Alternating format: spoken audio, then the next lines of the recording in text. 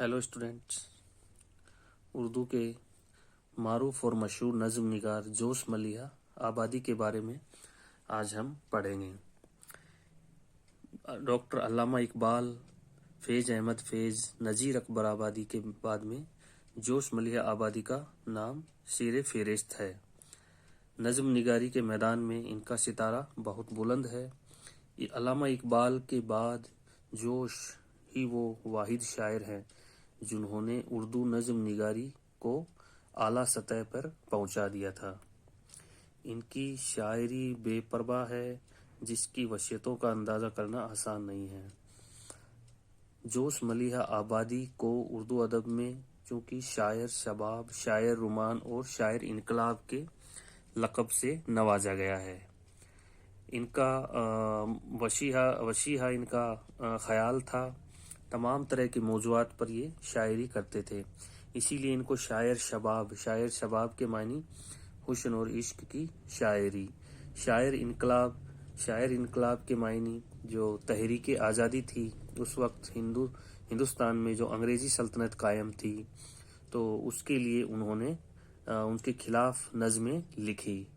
शायर फितरत के मायनी नेचुरल शायरी की उन्होंने जो नेचर की जो हुस्न है, खूबसूरती है, बागो बहार, सुबह शाम का दिलकश मंजर, इसके अलावा इंसानी ज़िंदगी से जुड़े हुए वाक़यात को उन्होंने अपनी नज़म का मौजू बनाया। तो इसलिए जोश मलिहा आबादी को शायर शबाब, शायर इनकलाब और शायर फितरत का लक़ब हासिल है। अब हम जोश की शायरी के मुख्तलिफ पहलुओं का जायज़ा लेंगे। पहला है शायर इनकलाब।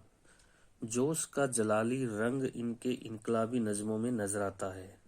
उन्होंने तहरीक आज़ादी की हिमायत में नज़में कहीं और मुल्क में अपनी शोहरत हासिल की। उन्हें शायर इनकलाब के लक़ब से याद किया जाने लगा। इनकी ज़्यादातर नज़में इनके ज़माने के सियासी जो इंतशार थे उसकी आयनादार है। यानी उस वक्त जो अंग्रेज़ी हुकूमत कायम थी और लोगों के दिलों में जो गम और रंज का जो माहौल था, उन्होंने अंग्रेज़ी हुकूमत के ख़िलाफ़ नज़में लिखी। तहरीक आज़ादी यानी आज़ादी हासिल करने के लिए उन्होंने हिंदुस्तान के नौजवानों बुज़ुर्गों को बेदार करने की कोशिश की। उन्होंने अपनी शायरी से मुल्क में इनकलाब का प्रचार भी किया और लाखों दिलों को गरमा दिया। इनकी नज़में इंतहाई जोश और खरोश से भरी हुई हैं। यानी जोश ने अपनी शायरी के ज़रिए इनकलाबी रंग दिया। उन्होंने लोगों को बेदार किया, उठ खड़े होने के लिए मजबूर किया। सियासी जो इंतशार थे, सियासी जो झगड़े थे, फसाद थे, वो उनकी नज़मों की आयनेदार हैं। वो उनकी नज़मों में तस्वीर की तरह नज़र आते हैं। इनकी एक नज़म जो अपने निसाब में भी शामिल है, शिकस्त जिंदा का ख्वाब। इस नज़म पर कई बार इम्तिहान में सवालात ज़रूर आता है, तसरीह करनी होती है। शिकस्त जिंदा का ख्वाब तो उसका एक बंद है जो इनको शायर इनकलाब होने का इनका एक सबूत है। तो वो बंद है, क्या हिंद का जिंदा कांप रहा है, गूंज रही हैं तकबीरें। क्या हिंद का जिंदा यानी कैदी, क्या हिंद का जिंदा कांप रहा है, गूंज रही हैं तकबीरें। उकताए हैं शायद कुछ कैदी और तोड़ रहे हैं जंजीरें। यानी जो लोग जो कैदी थे, जेलों में बंद थे, वो उनके दिलों में बहुत ही गुस्सा और नफ़रत था अंग्रेज़ी हुकूमत के ख़िलाफ़। तो वो उठ खड़े हुए, उनके दिलों में वो रंज है, वो उनकी आवाज़ें गूंज रही है। हिंदुस्तान जिंदाबाद के जो नारे वो लगा रहे हैं, उनकी आवाज़ें हैं, उनके दिलों से जो आवाज़ निकल रही है वो गूंज रही है। उकताए हुए हैं और जंजीरें तोड़ने की कोशिश कर रहे हैं। दीवारों के नीचे आकर यूं जमा हुए हैं जिंदानी। दीवारों के नीचे आकर वो यूं जमा हो गए हैं जिंदानी यानी कैदी। तो सीनों में उनके तलातुम है बिजली का, आंखों में झलकती शमशीरें। यानी उनके सीनों में बहुत ही غصہ ہے، درد ہے، ایک بجلی کی طرح ہے ان کے سینے میں، وہ آگ ہے جو وہ انقلاب ہے جو وہ انگریزی حکومت کے خلاف ہے، اور آنکھوں میں ان کی تلوار کی طرح ہے جو روشنی چمک رہی ہے، تلوار کی طرح ان کی آنکھوں میں روشنی ہے، غصہ ہے۔ انقلابی نظموں میں ان کا لہجہ بہت ہی تلخ ہوتا ہے، وہ الفاظ کے ضرب سے دشمن پر ریزہ ریزہ کر دینا چاہتے ہیں۔ ان کا لہجہ بہت تلخ ہوتا ہے، تلخ یعنی تیکھا ہوتا ہے، اور وہ الفاظ کے ضرب سے، الفاظ کے ضرب یعنی الفاظ کی چوٹ سے وہ دشمن کو ریزہ ریزہ کر دینا چاہتے ہیں، یعنی اس کو است وست کر دینا چاہتے ہیں۔ اس کے علاوہ ان کی شاعری میں انگریزوں سے نفرت، غضب، بے باکی، غضب یعنی غصہ، نفرت، بے باکی، خودداری کے عناصر جگہ جگہ پہ نظر آتے ہیں۔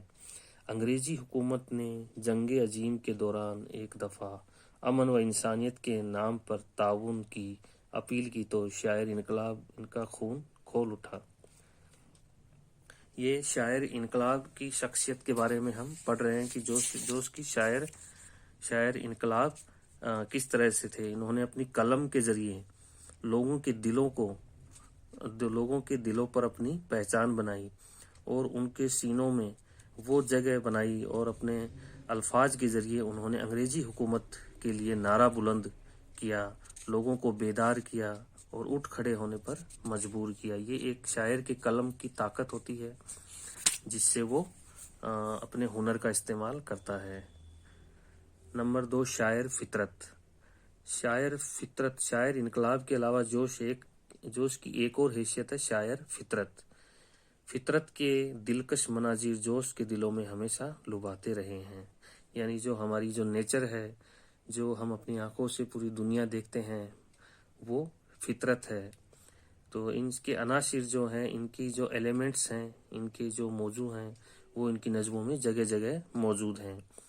ان کی نظم میں حسن کا احساس بہت ہی شدید ہوتا ہے، اور وہ حسن جو ہے وہ زندگی بھی بن جاتا ہے، اور زندگی حسن بن جاتا ہے۔ ان نظموں میں کمال کا مشاہدہ نظر آتا ہے، انسانی زندگی سے گہری دلچسپی کا پتہ لگتا ہے۔ ایک شعر ہے، نظر جھکائے عروج سے فطرت، جبیں سے زلف ہٹا رہی ہے۔